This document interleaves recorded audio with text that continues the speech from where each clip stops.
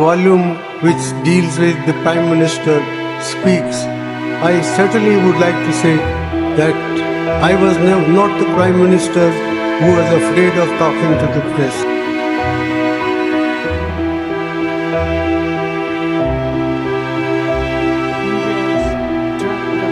प्यारे देशवासियों, आज मैं आपको प्रधानमंत्री के அரசியல்வாதி, பொருளாதார நிபுணர், கல்வியாளர் மற்றும் அரசு அதிகாரி என பல முகங்களை கொண்ட மன்மோகன் சிங் நாட்டின் பொருளாதாரத்தை மாற்றியமைத்த பல முக்கியமான சாதனைகளை செய்துள்ளார். 1932 செப்டம்பர் 26 பிரிக்கப்படாத பிரிட்டிஷ் இந்தியாவில் காய் எனும் கிராமத்தில் பிறந்தார் மன்மோகன் சிங். தேச பிரிவினைக்கு பின் பாகிஸ்தானிலிருந்து இந்தியாவுக்கு குடிபெயர்ந்த பல லட்சம் குடும்பங்களில் இவரது குடும்பமும் ஒன்று. அப்போது மன்மோகன் சிங்கிற்கு 14 வயதுதான். சிறு வயதில் தாயை இழந்தவர். அவரது பாட்டிதான் மன்மோகன் சிங்கை வளர்த்துள்ளார். காய் எனும் கிராமம் தற்பொழுது பாகிஸ்தானில் உள்ள பஞ்சாப் மாகாணத்தில் உள்ளது. அவர் வளர்ந்த கிராமத்தில் 12 வருடம் மின்சாரம் இல்லாமல் எண்ணெய் விளக்கு ஒளியில் படித்துள்ளார். மேலும் அவரது பள்ளிக்கூடத்திற்கு பல கிலோமீட்டர் தூரம் நடந்து சென்று படித்துள்ளார். அமிர்தசரஸில் உள்ள இந்து கல்லூரி, பஞ்சாப் பல்கலைக்கழகம், பிரிட்டனில் உள்ள கேம்பிரிட்ஜ் பல்கலைக்கழகம் ஆகியவற்றில் உயர்கல்வி கற்ற மன்மோகன் சிங் 1962 ஆக்ஸ்போர்ட் பல்கலைக்கழகத்தில் பொருளாதாரத்தில் முனைவர் பட்டம் பெற்றார். கேம்பிரிட்ஜ் பல்கலைக்கழகத்தில் படித்தபோது கௌரவம் மிக்க ஆடம் ஸ்மித் பரிசை வென்றவர் மன்மோகன் சிங். புகழ்பெற்ற கேம்பிரிட்ஜ் பல்கலைக்கழகத்தில் படிக்கும் பொழுது அதிகாலை 4 மணிக்கு எழுந்து குளிர்ந்த நீரில் குளிப்பாராம். ஏனென்றால் அவரது நீண்ட முடியை பிற மாணவர்கள் முன் அலச கூச்சப்படுவாராம். இதனை BBC பேட்டி ஒன்றில் அவர் தெரிவித்துள்ளார். இந்தியா திரும்பிய பிறகு பஞ்சாப் பல்கலைக்கழகம், டெல்லி ஸ்கூல் ஆஃப் எக்கனாமிக்ஸ் மற்றும் டெல்லி பல்கலைக்கழகம் போன்ற பல கல்லூரிகளில் மற்றும் பல்கலைக்கழகங்களில் பொருளாதாரம் கற்பிக்கும் பேராசிரியராக தனது கல்வி வாழ்க்கையை தொடங்கினார். பொருளாதாரத்தில் அவர் செய்த சாதனைகள், ஆராய்ச்சிகள், ஆய்வுகள் அவருக்கு உலக அளவில் அங்கீகாரம் பெற்று தந்தது. இந்த பயணம் அவருக்கு முதலில் 1970களில் வெளிநாட்டு வர்த்தக அமைச்சகத்தின் பொருளாதார ஆலோசகர் பதவியை பெற உதவியது. இதுதான் அவருடைய அரசியல் வாழ்க்கைக்கு பிள்ளையார் சுழியை போட்டது. இதன் பின்பு 1982 முதல் 1985 வரை இந்திய ரிசர்வ் வங்கியின் கவர்னராக பணியாற்றினார். இதைத் தொடர்ந்து அடுத்த முக்கிய பதவியாக அப்போதைய பிரதமர் PV நரசிம்மராவ் தலைமையிலான அரசின் நிதியமைச்சராக முதல் சீக்கிய நபர் என்ற பெருமையுடன் பொறுப்புடன் நாற்காலியில் அமர்ந்தார். இந்தியாவின் பொருளாதார வரலாற்றில் 1991 ஒரு முக்கியமான திருப்பு முனையாகும். அந்த ஆண்டுதான் இந்தியா பொருளாதார தாராளமயமாக்கல் கொள்கையை அறிமுகப்படுத்தியது. இதை செயல்படுத்தியது மன்மோகன் சிங். தாராளமயமாக்கல் செயல்படுத்த 1990களில் மிகப்பெரிய பொருளாதார சீர்திருத்தங்களை அறிமுகப்படுத்தி நாட்டின் பொருளாதாரத்தை புதிய உச்சத்திற்கு கொண்டு சென்றார். 1991 இந்தியாவின் நிதி பற்றாக்குறை மொத்த உள்நாட்டு உற்பத்தியில் 8.5% இருந்தது. வெளிநாட்டில் வாங்கிய கடனை செலுத்துவதற்கு நிதி பற்றாக்குறை மிக பெரிதாகவும் இருந்தது. இதே வேளையில் நடப்பு கணக்கு பற்றாக்குறை இந்தியாவின் மொத்த உள்நாட்டு உற்பத்தியில் 3.5% அளவில் இருந்தது. இதனால் இந்தியா எப்போதும் இல்லாத அளவுக்கு கடுமையான பொருளாதார நெருக்கடியை எதிர்கொண்டது.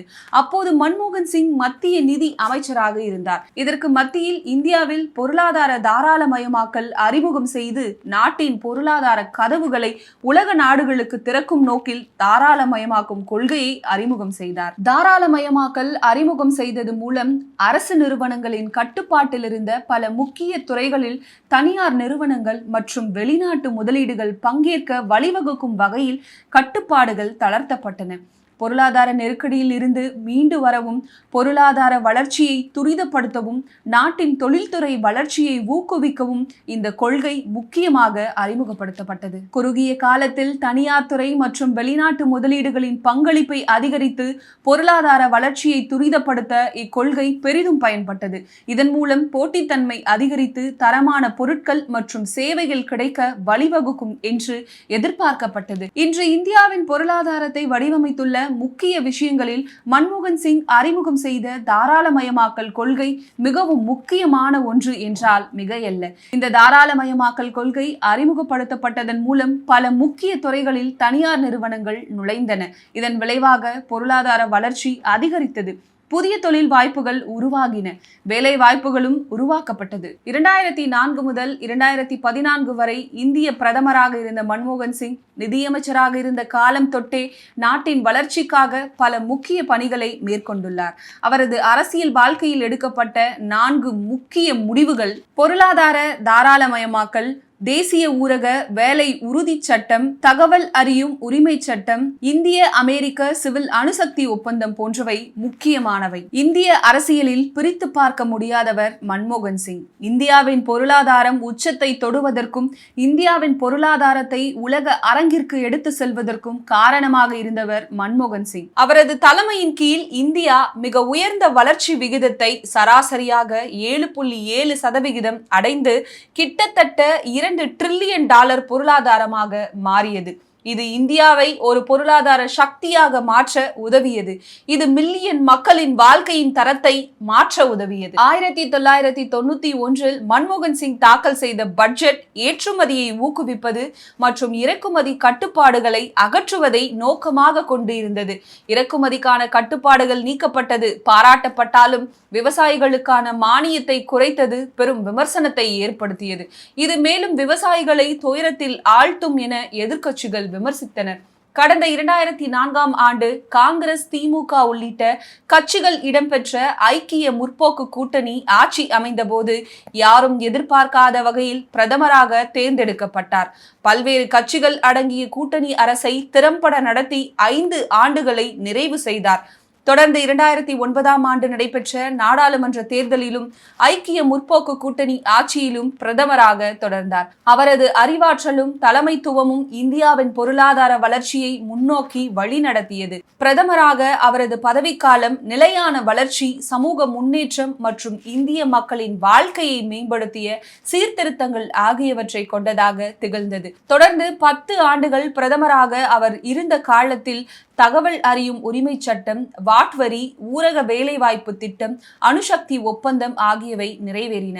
அதே வேளையில் மன்மோகன் சிங் பிரதமராக இருந்த காலத்தில் தனியாக எந்த முடிவும் எடுக்க முடியாத நிலையில் அவர் இருந்தார் என்ற விமர்சனங்களும் உள்ளது. Volume which deals with the Prime Minister speaks. I certainly would like to say that I was not the Prime Minister who was afraid of talking to the press.